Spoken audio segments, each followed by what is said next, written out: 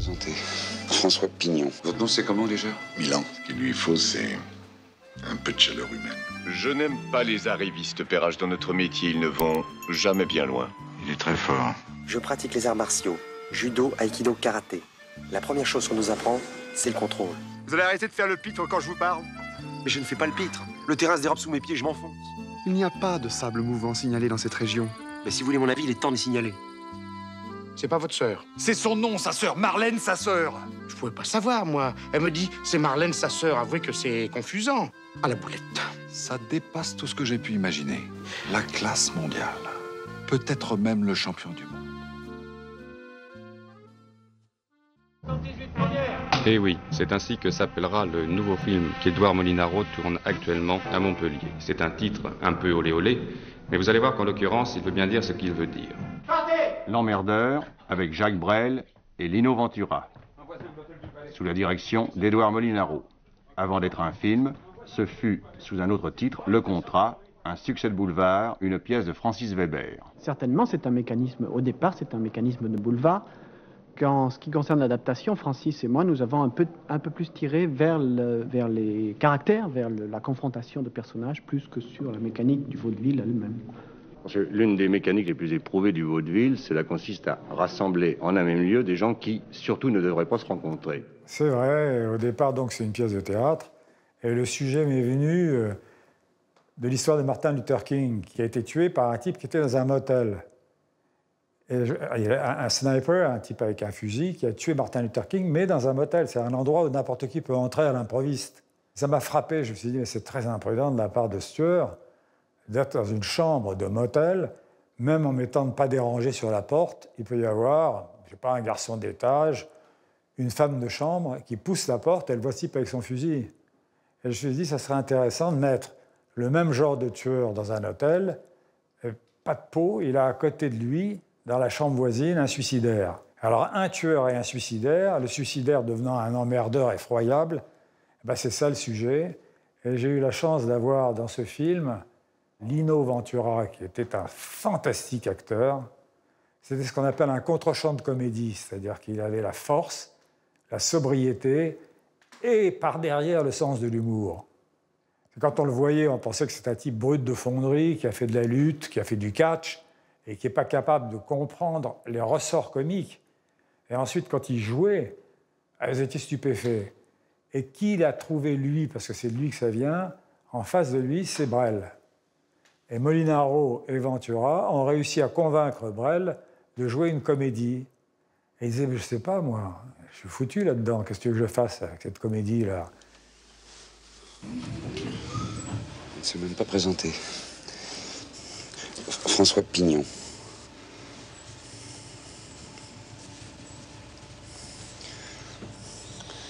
Et vous, c'est... Votre nom, c'est comment, déjà? Milan. Comme la ville? En tout cas, vous êtes vraiment très gentil avec moi, vous savez ça.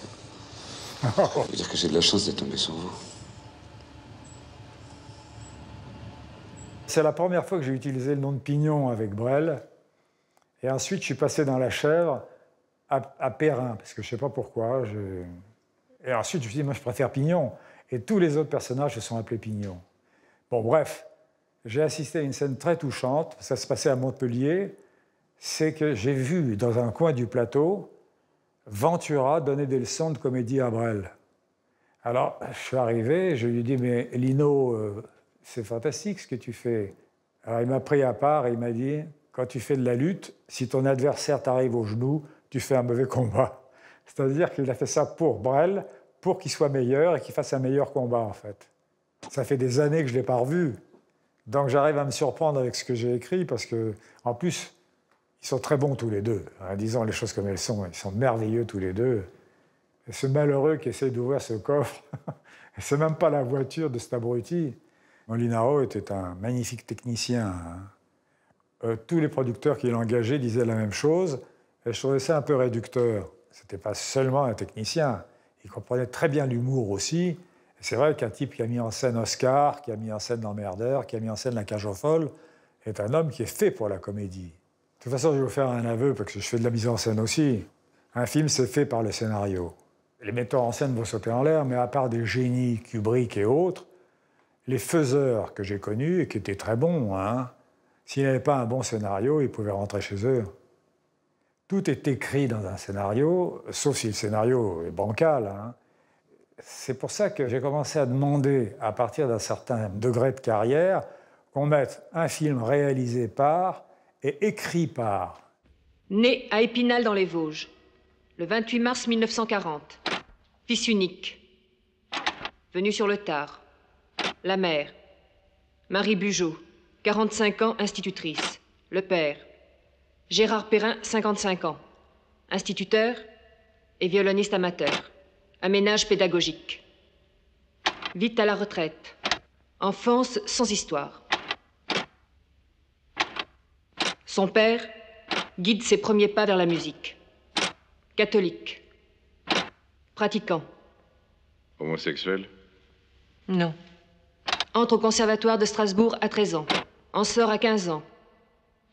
Pour faire 1 an de sanatorium. Dépucelé par l'infirmière major. Comment le savez-vous? Une lettre. Surtout plus une supposance.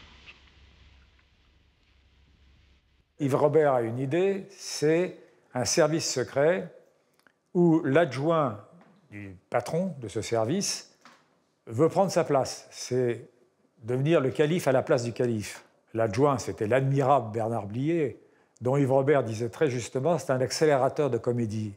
Et c'est vrai. C'est-à-dire quand il dit à un moment donné dans le film, on tourne en rond, merde, on tourne en rond, merde, on tourne en rond, merde, on tourne en rond, merde. À cette vitesse-là, tout à coup, la comédie a un turbo, vous voyez.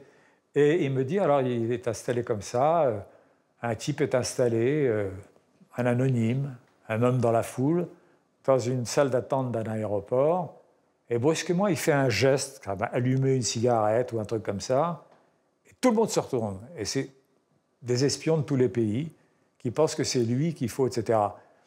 Voilà, alors il faudrait faire un truc là-dessus. Et je rentre à la maison et je me dis, mais c'est trop usé, ça. On a eu les espions de Clouseau, on a eu les barbouzes, on va se retrouver toujours avec les mêmes.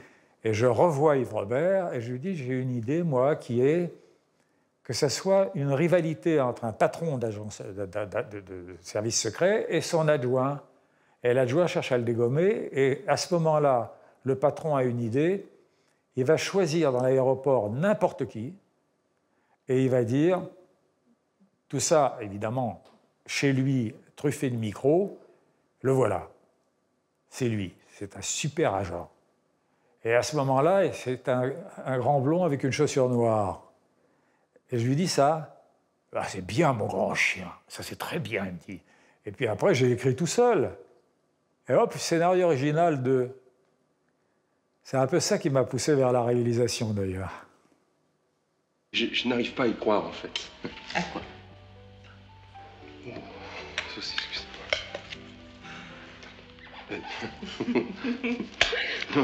Pas tout ça, c'est... Mais ça n'a rien d'exceptionnel. Si, pour moi, c'est exceptionnel. La plus jolie femme qui soit jamais venue chez moi sonne à ma porte. Et je me retrouve le soir même dans son appartement à boire du champagne. Il est assez frais. Ah oui, oui, parfait. Vous n'avez pas faim? Non, pas pour l'instant. Ça vous ennuie si je retire mes bijoux? J'ai une journée crevante. Je voudrais me mettre à mon aise.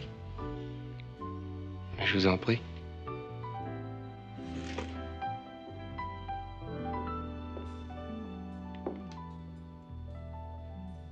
À tout de suite.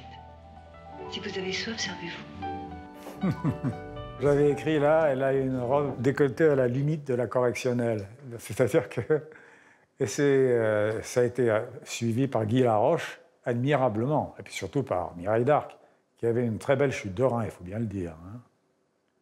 Non, mais elle joue très très bien dans ce passage, et lui est admirable de naïveté, de pureté, de candeur.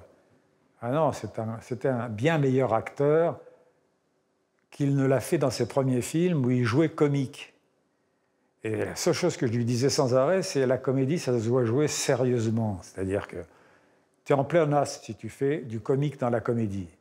Et mon Dieu, comme il l'a compris. Hein. Non, Pierre Richard, ça a été un formidable complice. C'est Belmondo qui m'a téléphoné pendant que j'étais en train de monter La Chèvre et qui m'a dit « Tu vas bien, toi? Oui, ça va, t'es contente ?» Et puis il me dit « Voilà, je suis pas très content du scénario de Henri Verneuil. Est-ce que tu pourrais faire une consultation dessus ?» Je dis oui. Et en fait, j'ai fait le dialogue, parce que c'est vrai, c'est ça qui pêchait. Verneuil était un type qui avait un principe qui est très payant. Il engageait les acteurs les plus connus possibles. C'est que si vous avez Belmondo et Denner, si vous avez dans Iconicar, il avait évidemment, je sais pas, il avait Omar Sharif, Yves Montand, il y avait beaucoup de choses. Hein, et il faisait des succès. Mais ce n'était pas complètement un scénariste non plus.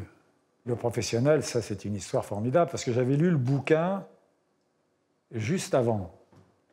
Et c'était une série noire d'un Anglais, je crois. Et ça m'avait paru formidable. Et je dîne avec Lautner. Et je lui dis, qu'est-ce que tu fais là? Il me dit, bah, je mets en scène un film pour Belmondo, tiré de ce livre.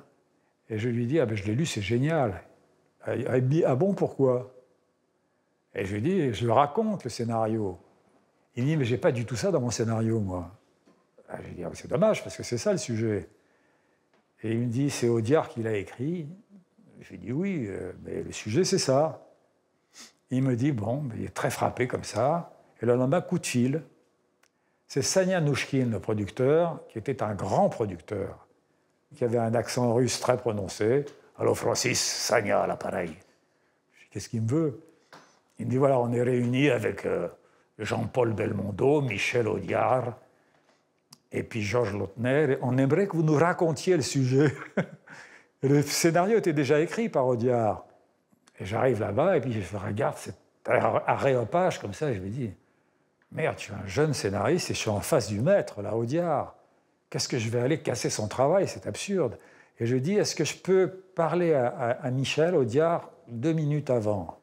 Non, allez, vas-y, je t'en prie, vas-y, etc. Et je vais dans un bureau à côté, et je lui dis, Michel, ça me gêne beaucoup de parler de ton scénario, parce que je suis obligé de le démolir pour vendre le mien. Mais non, avec sa gapette et son mégot. Mais non, tu peux y aller, vas-y, je m'en fous, vas-y. Bon, on arrive dans la salle de conférence de nouveau, et je dis, voilà ce qui cloche dans le scénario de Michel Audiard. Et je commence à casser le scénario comme ça, et je regarde, et il dessinait sur une feuille de papier. Et à la fin, je me suis rendu compte qu'il a déchiré la feuille de papier avec son stylo bille, tellement c'était pénible. Et je me suis dit, ça doit être atroce. Imaginons que moi, je sois arrivé à être un scénariste, dialoguiste de renommée alors mondiale, et qu'il y a un jeune con qui arrive et qui casse mon scénario. Donc, j'étais de santé culpabilisé d'une certaine manière. Et puis, je ne suis pas crédité parce que j'étais comme ça s'appelle une consultation sur scénario. C'est-à-dire que vous arrivez avec l'œil neuf et vous dites, oui, ben, il n'y a pas d'escalier dans cette maison. Parce que ça saute aux yeux. Et à ce moment-là, on dit, ah, ben, il faut mettre un escalier, ouais. Donc, je ne suis pas le maître d'œuvre, mais j'ai écrit Le Professionnel du début à la fin. Et vous savez qu'il prenait en sténo quasiment Jacques Audiard.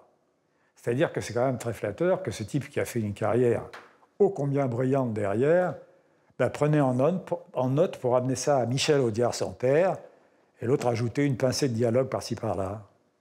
La collaboration avec Philippe de Broca était un cauchemar. Évidemment, ça démarre mal pour Philippe de Broca, mais je vous raconte. J'écris le magnifique, et il dit, c'est bien, je vais le faire. Je suis ravi, et puis tout à coup, le téléphone sonne chez moi, c'est de Broca. Il me dit, est-ce que tu peux venir au studio? J'arrive au studio et il pleuvait.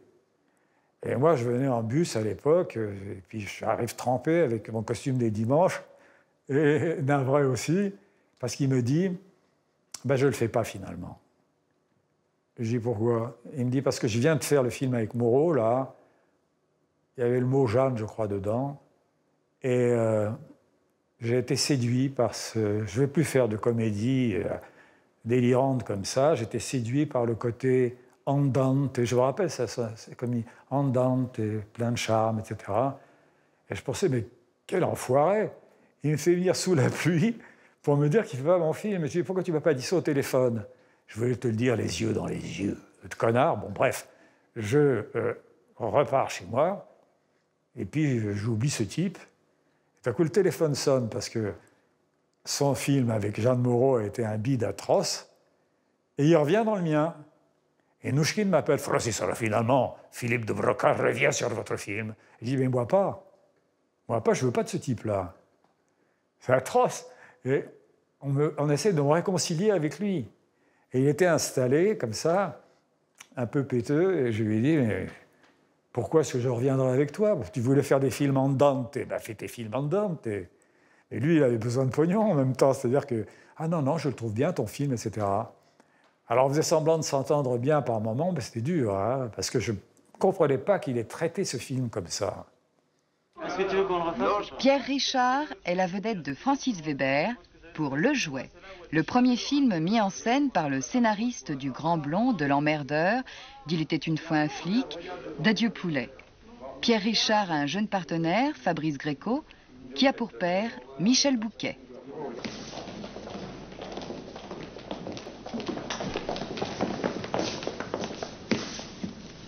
Et l'enfant regarde les jouets, son regard s'arrête sur le journaliste et dit « Je veux ça ». Le Zorro? Non. Le cosmonaute? Non, ça.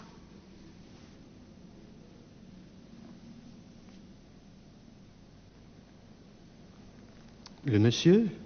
Oui. J'ai trouvé que je racontais très bien le film, là. Vous auriez dû m'inviter il y a 40 ans. Enfin, c'était en 76 de jouer. Hein. C'est loin. Et ouais, j'ai l'air paniqué. Un jour, j'ai dîné chez François Chalet avec Terence Young, qui était un metteur en scène américain, qui avait fait un des James Bond, et un des meilleurs. Et il me dit, qu'est-ce que tu prépares en anglais? Qu'est-ce que tu prépares en ce moment? Et je lui dis, je suis en train de faire Le Jouet. Et il dit, donne-moi le prémisse, raconte, qu'est-ce que c'est le concept?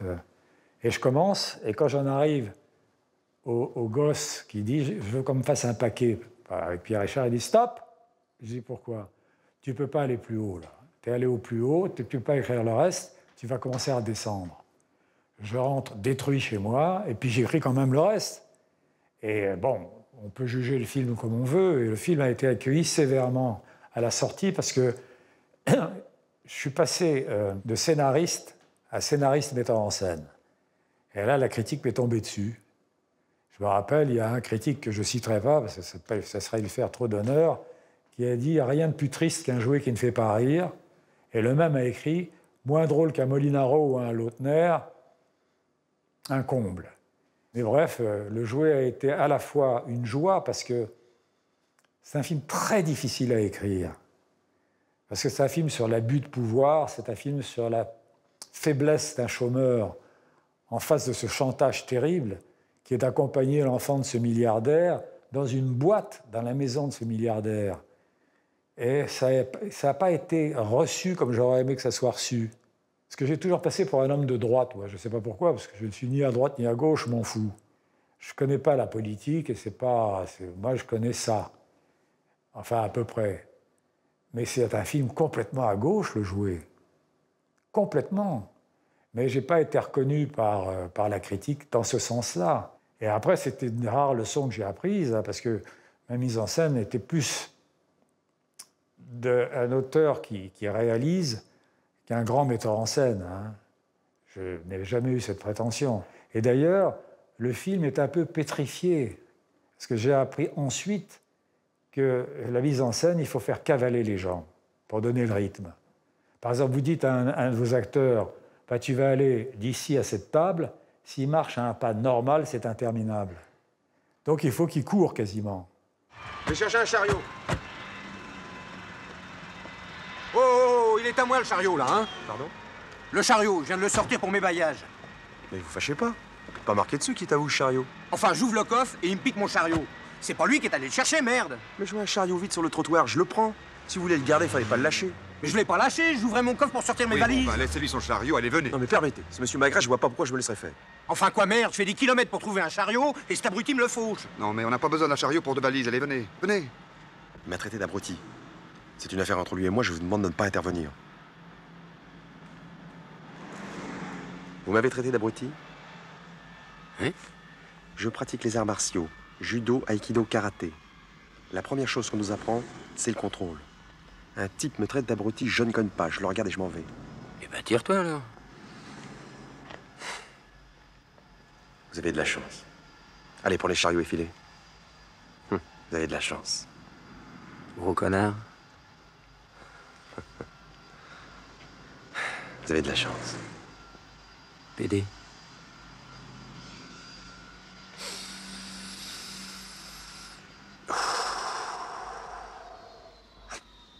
Je suis arrivé à un contrôle total. En route. Pardonnez-moi cette démonstration de force, mais j'ai horreur qu'on marche sur les pieds.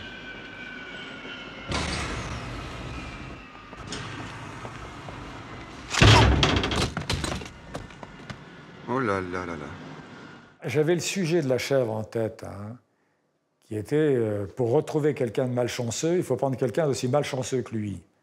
Et ça, c'est ce qu'on appelle en Amérique un bon pitch, parce que ça se dit en 2 mots, hein, enfin 2 phrases. Et j'ai dit à Lino, qui avait joué l'emmerdeur, j'ai envie qu'on échappe au studio, là, qu'on coproduise le film tous les deux. Il me dit, comme ça, je ne pas la tête de Ventura, il me dit, d'accord, 70% pour moi, 30% pour toi. Moi, j'étais prêt à tout. J'ai dit, c'était lui la star. Et je dis, ah, mais bien sûr, ok, très bien, très bien. Et puis, je lui donne le scénario à lire, et je lui dis, moi, j'ai un acteur pour jouer le malchanceux, c'est Villeray. Il me dit, j'en veux pas. Je perds Villeray, qui m'en veut à mort, parce qu'il avait lu le scénario, et croyez-moi, il a vu la pépite, là, parce que c'était 7 millions d'entrées derrière. On ne le savait pas à ce moment-là, ni les uns ni les autres. Et je l'ai appelé moi-même, parce que je trouvais que c'était à moi de lui dire. Il s'est mis à me haïr. Et je reviens, et pendant ce temps, Lino Ventura discute avec Gaumont pour être rémunéré. Il n'avait pas confiance. Parce que le jouet avait fait 1 400 000 entrées, mais ce n'était pas beaucoup par rapport à ce que je faisais d'habitude. Donc il en avait conclu que je n'étais pas bon metteur en scène. Et je perds Ventura. Parce qu'il se dispute avec Alain Poiret, de Gaumont International. D'un coup, j'ai plus de distribution. Et je rappelle Pierre Richard en Tunisie, où il était en vacances. On était légèrement en froid parce qu'il s'attendait à ce qu'on fasse un énorme chiffre. Et là, c'était pas nul, mais modeste. Et je reviens avec un seul acteur, donc, et j'appelle notre agent, qui s'appelait Jean-Louis Livy, et qui est passé producteur ensuite, en disant, je ne vois pas qui je peux trouver comme contre-champ de comédie aussi puissant que Ventura. Et il dit, ben, pourquoi pas Depardieu? Je dis, Depardieu, mais il n'a jamais fait de comédie, vraiment.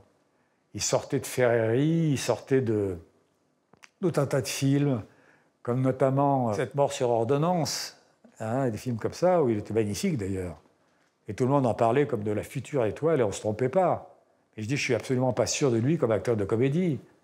Il me dit, écoute, tu peux faire une chose, tu les invites à dîner tous les deux, et tu te mets au milieu comme ça à table, et tu assistes au match de tennis. Et j'ai, pour la première fois, Depardieu et Pierre Richard face à face. Et il y a une chose, c'est que quand Pierre mange, c'est une chose que j'ai racontée souvent, mais je ne peux pas m'empêcher de la répéter, c'est que quand il mange, non seulement il se salit lui-même, mais il salit le type qui est en face. C'est-à-dire que vous aviez Depardieu qui était couvert de miettes d'œufs durs, de ketchup, et il était ahuri. Et pour la première fois, il eut le regard de Campana pour Perrin. Et je dis, c'est ça l'alchimie. Je ne crois pas à la magie, Perrin. Je crois à la logique. La logique, vous savez ce que ça veut dire? Je suis un homme rationnel, cartésien. Et je ne compte pas pour faire une enquête sur des coïncidences fumeuses. Qu'est-ce qui vous arrive encore? Je ne sais pas, je m'enfonce. Pourquoi? Je ne sais pas, je vous dis. Vous allez arrêter de faire le pitre quand je vous parle? Mais je ne fais pas le pitre. Le terrain se dérobe sous mes pieds, je m'enfonce. Il lit ça, Depardieu, et il y avait tout le temps, Campana regarde Perrin d'un regard incrédule. Il dit, j'ai rien à foutre là-dedans, moi. Je lui dis, fais-moi confiance, le contre-champ de comédie peut ramasser tout. Dire ça à un génie, c'était un génie Depardieu, hein. C'était là que j'ai découvert que les comiques sont des martyrs. Parce que le trucage, c'est simplement un tonneau dans lequel il y avait un vérin qui descendait, rempli d'eau, et sur l'eau, à la surface, on avait mis de la poussière de liège. Ce qui fait que ça se conduisait, ça se confondait avec la surface du désert, là. Donc, Pierre Richard arrivait à la marque, il se plaçait sur le tonneau, le vérin descendait et il descendait. Mais ensuite, moi, je discutais avec les techniciens. C'est-à-dire que j'allais leur dire, non, écoutez, il descend trop vite. Et on l'oubliait, lui. Il avait la petite tête qui dépassait comme ça, et il faisait 40 degrés à l'ombre, et littéralement, il cuisait dans la chaleur. Il était rouge. Et il disait, s'il vous plaît, s'il vous plaît. Ah bah c'était ça. Les clowns ne souffrent pas en principe, alors que c'est faux. Un clown au cirque, il prend des coups, il fait des chutes. Et bien là, tout à coup, j'ai eu honte. Oh merde, on a oublié Pierre. Et je suis arrivé, on l'a sorti de son tonneau. Mais c'est merveilleux, un acteur comique. Quand on fait du cinéma, la première des choses à faire est de raconter une histoire de façon engageante. C'est ainsi que Francis Weber, qui tourne en ce moment Les Compères, définit son film. Après l'énorme succès de La Chèvre, il réunit à nouveau le tandem Gérard Depardieu, Pierre Richard. Depardieu et Pierre Richard jouent le rôle de deux anciens amis d'une mère, Annie Duperré. Celle-ci les mettra astucieusement en concurrence pour retrouver son fils fugueur sur la Côte d'Azur. Pour s'assurer de leur aide, elle leur fait croire à chacun d'eux qu'il est le père du garçon. Dès lors, quiproquos, rencontres de personnages qui n'auraient pas dû se rencontrer s'enchaînent. Ici, ils tournent à Saint-Laurent-du-Var. Les compères cherchent le fugueur dans une salle de jeux vidéo. Une belle comédie, nous dit-on, belle et douce plus que le gros rire. Il y a toujours dans les films comiques à deux personnages ce qu'on appelle un clown blanc et un Auguste, vous voyez. Et Pierre, c'est bien entendu l'Auguste, c'est le comique. Et Gérard, qui a la force, c'est ce qu'on appelle le contre-champ de comédie. C'est-à-dire qu'il se cogne à un mur, Pierre, et son comique est démultiplié. C'est ce qui s'était passé dans La Chèvre, et j'espère que c'est ce qui se passera dans Les Compères. Je ne peux pas les lâcher. L'entreprise dépend d'eux. Je poursuis ce rêve en, d'une certaine manière, c'est un euphémisme, en les martyrisant. Et ils le prennent très bien. Une fois dans La Chèvre, je me rappelle, j'ai dit à Depardieu, je m'en vais, parce qu'il était rond comme une bille. Enfin, c'était incroyable d'être sous à ce point-là. Et il a compris que je ne plaisantais pas. Il n'a plus jamais bu sur le tournage. Mais c'est comme ça que j'arrivais, moi, à faire le film que j'avais envie de faire. Moi, je n'ai absolument aucun besoin de pouvoir. Pour quelle raison? Tout simplement parce que je ne suis pas arrivé au grade de metteur en scène en passant par troisième stagiaire qui porte les cafés et en gravissant ça péniblement pour arriver à premier assistant et, comme un certain nombre de premiers assistants, comme Pinotto, Sauté, etc., arriver au poste de maréchal, vous voyez. Moi, je n'ai pas fait tout ça. J'arrivais sur le plateau, je n'avais pas envie d'épater les autres. Je n'étais pas là avec une cravache et puis une casquette, à piétiner ma casquette, envoyer des coups de cravache sur mes bottes. Non, c'est pas du tout ça, moi. Je parlais comme je vous parle en ce moment, c'est seulement j'exigeais les choses. C'est-à-dire que je disais à Depardieu, non, là, tu ne peux pas jouer comme ça. Parce que Gérard, il est tellement doué qu'il apprend les rôles en survol un peu. Ce qui fait qu'il arrivait, au début, il jouait télé. Qu'est-ce que ça veut dire, jouer télé? Je vais vous faire un jeu télé tout de suite, là. Les types, ils hésitent parce qu'ils ne connaissent pas bien le texte, ça donne. Alors, je suis arrivé en Normandie. C'est beau, la Normandie, l'été. Et je dis, ouais, mais pourquoi ils parlent comme ça? Si vous parlez dans la vraie vie, vous parlez comme je vous parle en ce moment. Alors, je suis arrivé en Normandie, c'est beau, la Normandie, l'été. Et il me disait ça, alors je lui disais, mais non, et arrête. Maintenant, tu joues normalement, on reprend. Ça faisait 20 prises. Il apprenait le texte en même temps. Ensuite, il continuait à jouer télé un peu, et à la fin, tout à coup, il jouait comme il joue, là. À la fin. Ça a fait 45 prises une fois. D'où la réputation que je me suis faite aussi. Je dis comme commentaire, comme quoi metteur en scène, c'est plus fatigant qu'acteur. Ils roupillent tous les deux derrière. Je peux te voir ici, tu dégages tout de suite. Je t'emmerde. Je te donne 5 secondes et je te pète l'autre bras. S'il vous plaît, je vous en prie, pas de violence. 1. 2. Laissez-le tranquille, vous voyez bien qu'il est blessé. T'as encore faim, toi? Il m'a foutu un coup de boule? Les mecs, il m'a foutu un coup de boule? Il m'a foutu un coup de boule, toi? On a foutu un autre, dis donc. C'est pas comme ça, Pignon. C'est une technique, le coup de tête. Vous faites comme ça, vous. Vous n'avez aucune force. C'est d'ici que ça doit partir. Non mais dis donc, Pépère. Voilà. Quoi? Qu'est-ce qu'il y a, là? Hein? Qu'est-ce qu'il y a? J'ai commencé à comprendre des trucs. Hein. C'est-à-dire, je ne deviendrai jamais un immense réalisateur, parce que c'est l'écriture qui est d'abord mon métier. Mais là, c'est plus facile de faire des cascades, entre guillemets, que de faire un texte. C'est tout bête, c'est vrai. Je me le suis démontré à moi-même dans le dîner de con. Parce que dans le dîner de con, vous avez deux types sur un sofa. Et c'est mon plus gros succès. C'est pas nécessaire d'être dans le Grand Canyon du Colorado et d'avoir une cape de Superman pour faire un film. Hein. Et vous pouvez faire des films comme ça aussi, et ça fait des gros succès. Mais là, moi, quand je vois ça, je vois que j'ai fait un peu des progrès comme metteur en scène, effectivement. J'ai besoin d'aide, monsieur Martin. Comment? Un de mes amis est blessé. Je vous l'ai amené, il est dans la salle de soins. Blessé, mais j'exerce plus depuis longtemps, mon pauvre Georges. Oui, mais il est très mal en point et je ne savais plus où aller, moi. Alors, s'il vous plaît, monsieur Martin, examinez-le, c'est urgent. L'examiner, je saurais plus. C'est quoi comme race? C'est pas un chien, monsieur Martin, c'est... Venez voir. Mais il va me chier partout encore, puis j'ai plus de femme de ménage. Mais non, il est très propre. Qu'est-ce que c'est que ça? C'est un ami. Il est blessé à la cuisse, il a perdu beaucoup de sang. Je suis pas médecin, Georges, moi. Vous pouvez extraire une balle et faire un pansement. Extraire une balle? Il a avalé la baballe. Il a avalé la baballe en jouant. Ça va, monsieur Martin? Fais aller, mon petit Georges. Oh là là, c'est chaud, tout ça. C'est très chaud, hein. Qu'est-ce que c'est encore que ces conneries? Doucement. Je vais peut-être l'amener ailleurs, finalement, monsieur Martin. Gentil. Vous entendez, monsieur Martin, on va pas vous ennuyer plus longtemps. Non, passe-moi l'alcool, mon petit Georges, c'est là-bas. Vous croyez que vous allez y arriver?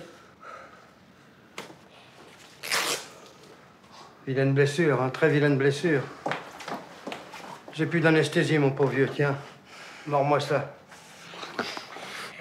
Emmène-moi ici! Alors ça, l'histoire de cette séquence, je vous la raconte, c'est que j'avais mis un médecin au départ, et c'était pas drôle. Et j'ai souffert 2 semaines, et puis un jour, j'ai dit, pourquoi pas un vétérinaire? J'écris cette séquence, et je demande à ma martyre de femme, parce que je lui lis ce que j'écris. Voilà, j'ai trouvé une solution peut-être pour la scène où Depardieu est amené chez le médecin, qui est un vétérinaire maintenant, et je lui lis. Et c'est la première fois que... tu vas pas écrire ça, elle me dit. Je dis, pourquoi? C'est énorme. C'est la première fois que ma femme se trompe. C'est mieux que de me tromper, vous me direz. Mais en tout cas, c'est la première fois qu'elle a tort. C'était une des scènes les plus drôles du film. Et Carmé en gâteux est génial. Mais ça, la rigueur ne vous quitte pas. Ce qui vous quitte, c'est la confiance.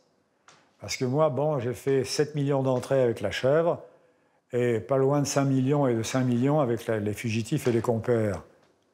Et vous vous dites, ça va, j'ai atteint mon sommet ou mon pic, et maintenant je ne peux plus rien faire de mieux. Sur le plan, évidemment, commercial. Hein. Et puis, je rencontre Jeffrey Katzenberg, qui était le patron de la production de Disney, pendant le Festival de Cannes, où j'étais juré. Et ce petit homme s'approche, c'est un petit bonhomme comme ça, qui me dit, on aime bien ce que vous faites chez nous là-bas à Hollywood. Est-ce que vous voulez venir chez moi à Disney pour qu'on travaille ensemble? Et je le regarde incrédule et je dis, mais qu'est-ce que je ferais, moi? Est-ce que vous voulez qu'un Français fasse? Il dit, venez, on vous donne un bureau chez nous, et puis on trouvera quelque chose à vous faire faire. Et c'est là que je prends la décision d'abandonner le cinéma français, ce qui était idiot sans doute, pour faire le championnat du monde qui fatalement est en Amérique. Parce que les grandes comédies qui me restaient dans la tête, c'est Lubitsch, c'est Billy Wilder, c'est ces gens-là, vous voyez. Et j'arrive là-bas, en laissant ma famille à Paris. Et là, ils me donnent un bureau superbe. Hein, j'étais vraiment bien traité, parce que c'est les bureaux d'angle que les gens veulent, parce qu'il y a des fenêtres d'un côté et des fenêtres de l'autre. Et puis, je dis, oui, mais qu'est-ce que je vais faire? Et je deviens consultant sur scénario américain. Ce qui est inouï, parce qu'essayez d'imaginer un scénariste français qui voit arriver un Tchèque ou un Bulgare à qui on donne à lire son scénario et qui fait des réflexions. Eh bien, c'est très bien accepté. C'est là que j'ai rencontré un de mes meilleurs amis américains, Bob Chartoff, qui était le producteur des Rocky et de Raging Bull. Et on est devenus très, très amis. Et il m'a amené des scénaristes à l'hôtel, comme ça, avec leurs scénarios. Je lisais, je donnais mon avis. C'est très troublant et c'est très flatteur, vous voyez. Et puis après ça, bon, j'ai mis en scène le remake des Fugitifs, que j'ai fait moi-même. Francis Weber, en plein travail. Exit, Depardieu et Pierre Richard. Dans la version américaine de son film, les deux fugitifs sont Nick Nolte et Martin Short. Un remake de plus, pourquoi? La réponse est simple. 2% des Américains seulement aiment les films étrangers. Ils veulent voir des acteurs américains. Les films doublés font toujours des bides terribles. Résultat, une bonne dizaine de films français ont été ainsi refabriqués pour le public américain. Mais grande nouveauté, pour la première fois, le metteur en scène est le même. Ils sont venus me chercher, dit Francis Weber. Mais au bout du compte, on ne fait pas le même film du tout, parce que d'abord, il a fallu que je retravaille le scénario avec des scénaristes américains. Et ensuite, le fait de changer d'acteur, le fait de changer de langue, le fait de changer de décor, fait qu'on fait un autre film, en fait. Ce film sera meilleur que le premier? On ne peut pas dire ça pour l'instant. 12 semaines de tournage en Californie, un budget de 10 millions de dollars, no problem. Mr. Weber dirige dans un anglais parfait, techniciens et acteurs américains avec un flegme quasi britannique. Petite différence tout de même, mais elle est importante. En France, j'étais mon patron, c'est-à-dire je produisais mes films avec Pierre Richard et Depardieu. Ici, j'ai le studio au-dessus de moi, et le studio, c'est quelque chose de rigoureux, avec des règles, c'est rigide. C'est un grand patron, si vous voulez.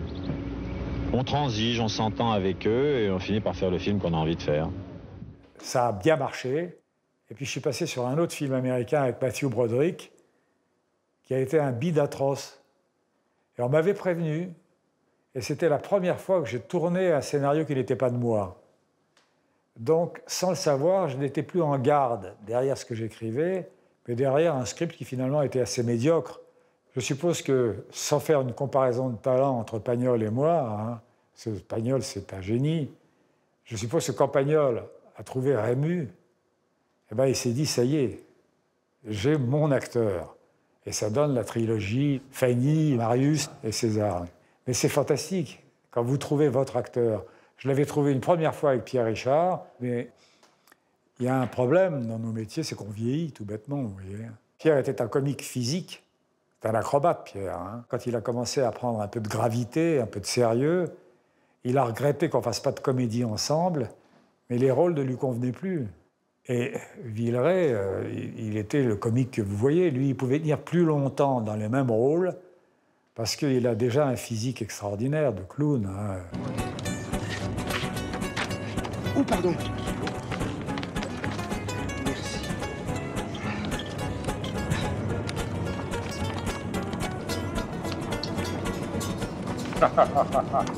C'est un génie, ça. Je suis désolé, elle est tombée quand j'ai sorti mon dossier. Je vous en prie. Vous avez sûrement reconnu? Pardon? La Tour Eiffel, entièrement faite avec des allumettes, 346 422 exactement. C'est vous qui avez fait ça? C'est une de mes plus belles pièces. Ah bon? Vous en avez d'autres? Si j'en ai d'autres. Jacques Villeray, oui, il m'en a voulu parce que je lui avais téléphoné, comme je vous l'ai raconté, pour qu'il joue la chèvre.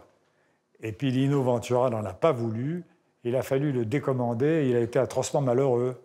Et plusieurs années après, je veux me dédouaner par rapport à lui, parce que je me sentais quand même un peu coupable, hein, et je lui fais envoyer par mon agent le dîner de con. Il a attendu au moins 1 mois et demi. C'était la pièce à l'époque, il a joué avec Brasseur. Hein. Après, j'ai adapté pour faire le film. Et c'est seulement après m'avoir puni pendant 1 mois et demi qu'il a accepté. Et quel cadeau, alors! Il est prodigieux dans son travail. C'est-à-dire qu'il annotait les pièces, les scénarios, et c'était étonnant de voir l'intelligence de ce qu'il écrivait. il soulignait ce qu'il fallait monter, il soulignait d'une autre couleur là où il fallait descendre. C'était un génie aussi. Moi, je ne suis pas un génie. Moi, je travaille beaucoup. Quand vous parlez du tyran, c'est parce que je me donne un mal fou. Vous savez, les 5% d'inspiration et les 95% de transpiration, c'est ça le talent. Alors que chez eux, on n'a pas l'impression qu'ils transpirent à 95%. Ça vient comme ça. Monsieur Pignon, vous n'êtes pas producteur. Non. Vous n'êtes pas belge non plus. Non. Ça n'est donc pas pour acheter les droits du livre que vous téléphonez, mais pour essayer de savoir où est ma femme. Alors ça, c'est très tordu, mais bougrement intelligent. C'est quoi son numéro? 01 47 47. Je vais le faire moi-même. Il s'appelle Juste Leblanc. Ah bon, il n'a pas de prénom? Je viens de vous le dire, Juste Leblanc. Leblanc, c'est son nom, et c'est Juste son prénom. Monsieur Pignon, votre prénom à vous, c'est François, c'est juste? Oui. Eh bien, lui, c'est pareil, c'est juste. Bon, on a assez perdu de temps comme ça. Ma femme a signé le roman de son nom de jeune fille, Christine Le Guirec. Ah bon? Elle est bretonne? Je vous en prie, restez concentrés. Excusez-moi. Et je me suis dit, mais l'ermite, qui a inventé avec le Splendide une nouvelle forme de comique. On est passé des années où il y avait les rois du rire à ces jeunes qui étaient époustouflants dans Les Bronzés, dans ces films-là. Hein. Et Le Père Noël est une ordure aussi, d'ailleurs, enfin, dans tous ces films-là. Et en plus, il y avait quelque chose qui collait pas entre Brasseur et Villeray, c'est qu'ils étaient tous les deux un peu empâtés et un peu calvicieux, c'est-à-dire ils perdaient leurs cheveux tous les deux. Ils se ressemblaient presque. Ce qui fait que quand j'ai mis l'ermite en face de Villeray, vous aviez un type sur lequel les faits s'étaient vraiment penchés. Ses yeux, ce physique, cette taille. Et en face, Villeray ressemblait à E.T. Il était globuleux comme ça, il était touchant, et c'était plus fort. Il y a quelque chose qui est frappant quand même, c'est qu'ils viennent tous du théâtre. Et quand vous faites du théâtre, vous avez une technique que quelquefois les acteurs de cinéma n'ont pas. Et comme on coupe les films en saucissons, comme on saucissonne les films, vous dites, bon, je reviens dans cette ville du Texas et j'ai des comptes à régler. Bon, tu peux retourner dans ta loge Coco, c'est très bien, on va faire le contre-champ maintenant. Donc c'est très court. Mais quand il faut faire toute une pièce, quand ils arrivent au cinéma, croyez-moi, c'est des acrobates, vraiment. Hein. Là, bon, Villeray, grand acteur de théâtre, l'ermite, grand acteur de théâtre, Alexandra Vandernoot, pareil, Huster, n'en parlons pas, il était à la Comédie Française, Prévost, grand acteur de théâtre, et ils arrivent là-dedans, et ça fait alors le bonheur du réalisateur. Qu'est-ce que ça a été difficile, après le succès du Dîner de cons, de refaire un succès avec Le Placard? C'est extrêmement compliqué, parce que un succès, ça vous étourdit. Alors, ou bien on commence à lâcher un peu le volant, ou bien on se dit, bon, oublions ça maintenant, et ne nous laissons pas gâcher par la joie. Il faut aller dans la difficulté de nouveau. D'où Le Placard. Très, très difficile, parce que l'entame de scène d'un type tellement gêné, parce qu'il est homophobe en fait, et qui ne sait pas comment être aimable, parce qu'il risque de perdre sa place s'il n'est pas aimable, avec le supposé gay qui est Auteuil, j'arrivais pas à trouver. Et puis tout à coup, je trouvais que « Bonjour, ça va? Tu manges des betteraves ?»